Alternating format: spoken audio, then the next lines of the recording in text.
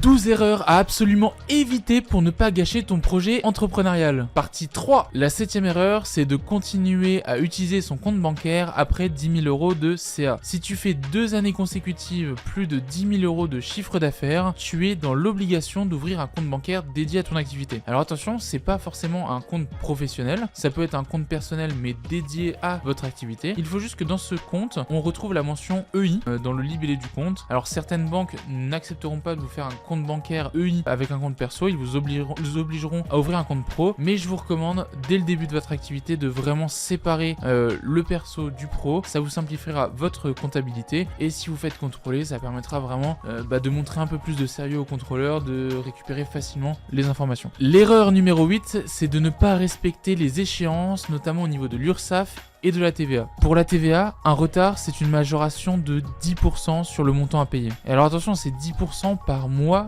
où il y a un retard. Donc par exemple, si vous avez 2 000 € de TVA qui traînent pendant 3 mois, vous allez avoir 600 € de pénalité. Soyez donc vigilants et respectez les échéances. Abi vous rappelle quand et combien déclarer.